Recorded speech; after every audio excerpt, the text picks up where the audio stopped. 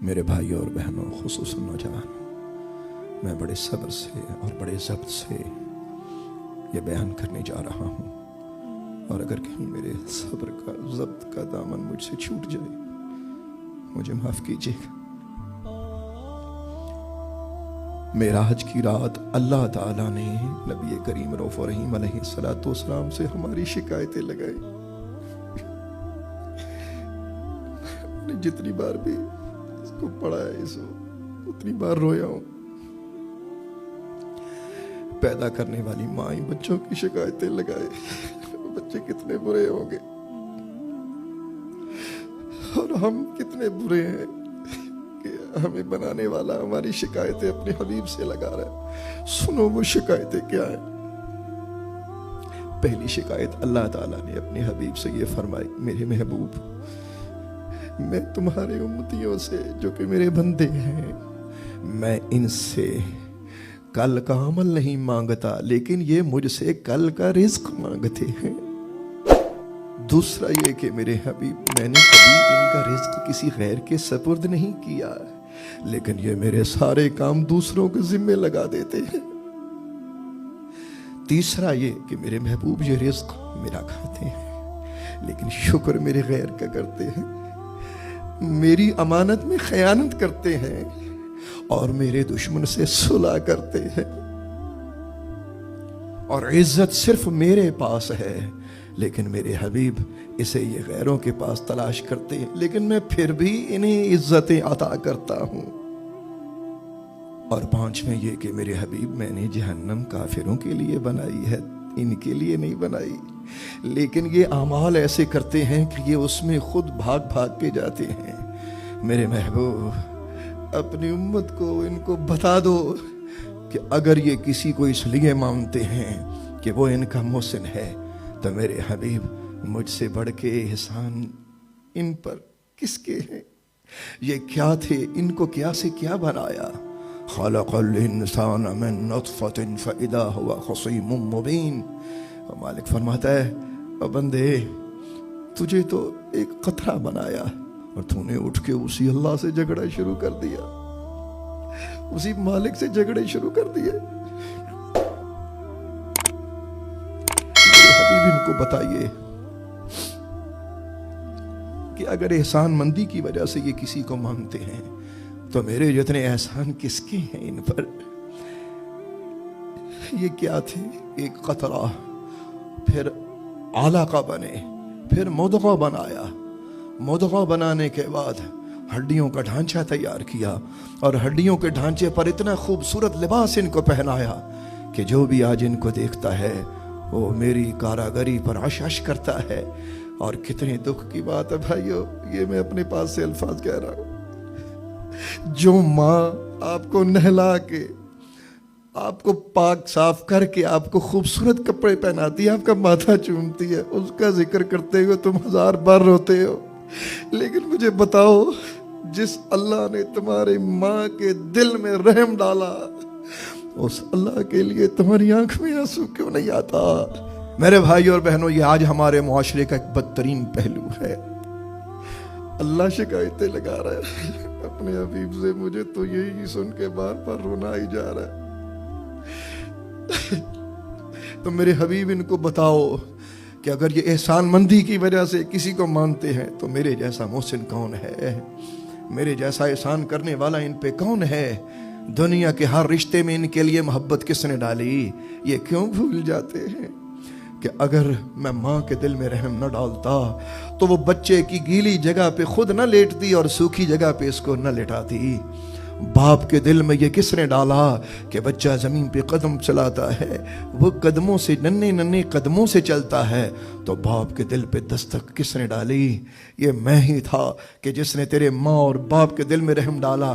تو میرے حبیب، ان کو فرمائیے کہ اگر احسان مندی کی وجہ سے یہ کسی کو مانتے ہیں، تو مجھ سے بڑا ان کا محسن کون ہے؟ اور میرے حبیب، آپ معراج کی رات مجھ سے سنیں اور جا کر ان کو بتائیں کہ اگر دنیا میں کسی کو طاقت کی وجہ سے مانا جاتا ہے، تو مجھ سے بڑھ کے طاقت والا کون ہے؟ مجھ سے بڑھ کے طاقت والا کون ہے؟ مجھ سے بڑھ کے قدرتوں کا مالک کون ہے؟ مجھ سے بڑھ کے عزت و جلال کی کرسی کا مالک کون ہے؟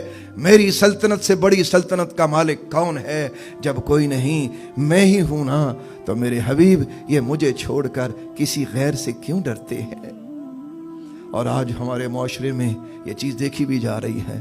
خدا کی قسم، میں قسم کھا کے کہہ رہا ہوں، اللہ ماشاء اللہ چند معزز اور بزرگ لوگوں کو چھوڑ کر اتنا اللہ سے ڈر نہیں لگتا جتنا وائرس سے ڈرا جا رہا ہے.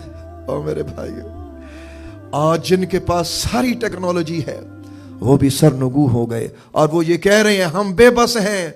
اس جدید دور میں بھی آج اللہ نے اپنا ہونا بتا دیا. تو اللہ کے بندو، میرے بھائی اور میرے بہنوں، اور خصوصاً نوجوانوں، اللہ کے سوا ہمیں کسی سے خوفزدہ ہونے کی ضرورت نہیں ہے. تو اللہ تعالیٰ فرماتا ہے اگر طاقت اور قوت کی وجہ سے کسی سے تعلق بنائے ہوئے ہو تو آ جاؤ، سب سے بڑا طاقت کا مالک میں اللہ ہوں. اور اگر اس لیے کسی سے تعلق رکھتے ہو کہ تمہیں اس سے امیدیں ہیں تو بتاؤ، میں تو تم سے ہمیشہ وفا کرتا ہوں، لیکن تم ہمیشہ مجھ سے جفا اور دغا کرتے ہو. وفا کے بدلے میں دغا کرنے والوں کے ساتھ بھی نبھا رہا ہوں، تو مجھ سے زیادہ تم سے تعلق بنانا کون چاہتا ہے؟ لیکن میرے بندو، تم مجھ سے امیدیں چھوڑ کر میرے غیروں سے امیدیں لگائے بیٹھے ہو. میرے حبیب ان کو بتا دو نا، میرے حبیب ان کو بتا دو نا کہ یہ اپنی امیدوں کا مرکز مجھے بنائے، میرے غیر کو نہ بنائے. اور بھائی میری گل سن، اسی تے جدوں تے جمے بے وفائیاں کر رہے راہ چل دے،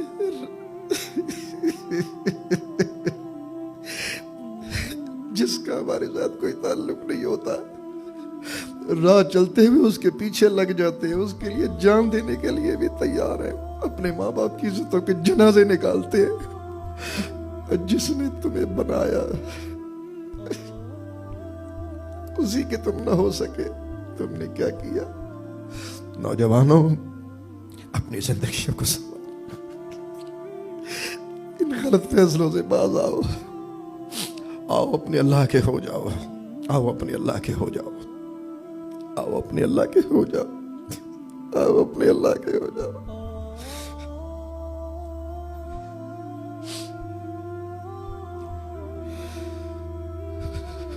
اور یہ آخری پیغام بھی سماعت کرو.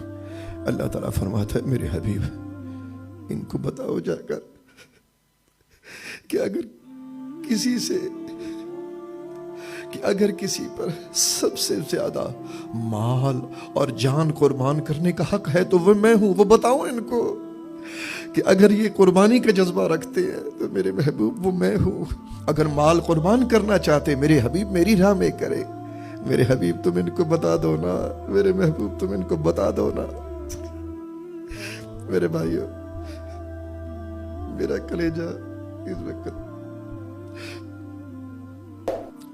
بھرا ہوئے غموں سے، میں معراج کی رات آپ کو یہ پیغام دے رہا ہوں، آ جاؤ، لوٹاؤ اپنے اللہ کی طرف لوٹاؤ. اللہ باجو کوئی نہیں، اللہ کے رسول باجو کوئی پناہ نہیں ہے، قرآن سے بڑھ کے کوئی تعلیم نہیں، اسلام سے بڑھ کے کوئی خوبصورت سایہ نہیں. اس سے پہلے کہ جس دن ہم دربار رب میں پیش ہوں اور ہماری شکایتیں اسی طرح وہ شکایتیں لگ رہی ہیں، وہ اپنی طاقت استعمال کر کے ایک لمحے میں کیا نہیں کر سکتا، لیکن شکایت کا لفظ اس لیے استعمال کیا، اسے پتا ہے کہ یہ حبیب رسول ان سے محبت کرتے ہیں. وہ رسول جب آئے تو رب امتی کہتے آئے، جب گئے تو رب امتی کہتے چلے گئے. اور ہم نے اپنے اللہ کے لیے کیا کیا، ہم نے اپنے رسول کے لیے کیا کیا، ہم نے اپنے اسلام کے لیے کیا کیا. تو بھائیو آؤ، معراج کی رات اپنے اللہ سے توبہ کر لو صدق دل سے، جہاں بھی ہو، جس حال میں بھی ہو، جھکاؤ گردن. میرے بچوں، میری بچیوں، میرے بیٹوں، میری بیٹیوں، میرے بھائیوں، میری بہنوں، میں تمہیں اللہ اور اس کے رسول کا واسطہ دیتا ہوں، لوٹاؤ اس سے پہلے اللہ کی طرف کہ ملک الموت تمہیں زبردستی لوٹائے. آ جاؤ، اپنے اللہ کے ہو جاؤ، اپنے رسول کے ہو جاؤ.